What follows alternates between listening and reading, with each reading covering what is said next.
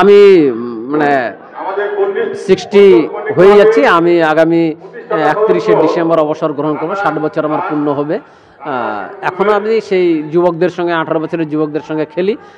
তবে সব জায়গায় বিশেষ করে ম্যাচ টুর্নামেন্টগুলোতে খেলি না, কারণ সেখানে একটু টাফ খেলা হয়। আমাদের যে ফ্রেন্ডলি ম্যাচগুলো হয় এগুলোতে আমি খেলি। আজকেও আমি খেলবো। আমার টিমটা এসেছে, তারা খেলার জন্য খুব ইয়ে করছে। আমি তাদেরকে নামিয়েছি, তারা খেলছে এখন এই মুহূর্তে। আমি হয়তো এখানে আমি খেলবো, খেলে যাই। এটা আমার ভালো লাগে। বয়সটা কোনো ফ্যাক্টর নয়। নিজের মনের ইচ্ছাটা যদি থাকে এবং সেই শরীরটাকে ফিট রাখা যায়, তাহলে বয়স কোনো ব্যাপার না। 60 কেন 70 বছরেও ফুটবল খেলা যায়।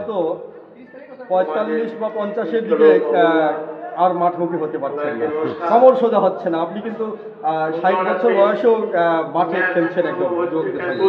সেটা তো উপরওয়ালার দান। এখনো সুস্থ থাকার চেষ্টা করছি। যতদিন দেখা যাক চালিয়ে যাওয়া যায়, আমি চালিয়ে যাব ইনশাল্লাহ।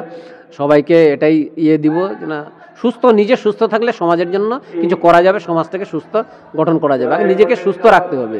শুধু মানে অর্থনৈতিক দিক দিয়ে ছুটলে হবে না, কিছু সামাজিক কাজ করার সকলেরই দায়িত্ব রয়েছে সমাজকে তৈরি করার। এবং সেটা তৈরি করতে গেলে নিজে সুস্থ থাকো, পরিবারকে সুস্থ রাখো, তাহলে সমাজকে সুস্থ রাখতে পারবে। ছোটোবেলার থেকে আমি খেলাধুলা ভালোবাসি। স্টুডেন্ট লাইফ থেকেই ফুটবলটা বিশেষ করে, প্রথমে ক্রিকেটও খেলতাম নিয়ে, এবং ছেলেদের নিয়ে শরীরচর্চার মাধ্যমে তাদের সঙ্গে দৌড়াদৌড়ি নিজেরও কাজ হচ্ছে, এবং আমরা যুবক শ্রেণীকে মাঠমুখী করার জন্য একটা চেষ্টা চালিয়ে যাচ্ছি।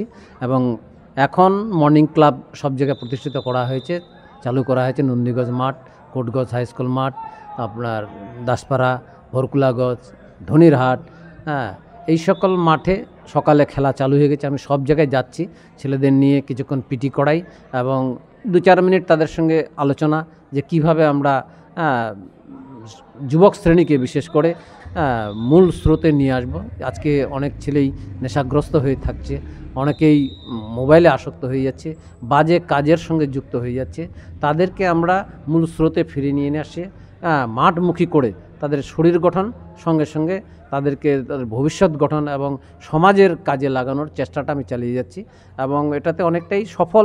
সব জায়গায় খুব ভালোভাবে খেলা হচ্ছে এবং তাদের মধ্যে নিজেদের মধ্যে প্রীতি ফুটবল ম্যাচ মাঝে মাঝে আমরা করি।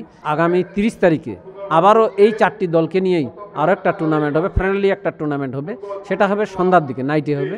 কারণ 30 তারিখে সেই ফ্রেন্ডলি ম্যাচটা হওয়ার পরে 1 তারিখ আর 2 তারিখ সেখানে নাইট ফুটবল হবে, যেখানে 16টা দলের অংশগ্রহণ করেছে। মালদা, জলপাইগুড়ি এবং রায়গঞ্জ, আলিপুরদুয়ার বিভিন্ন জায়গা থেকে টিমগুলো আসছে।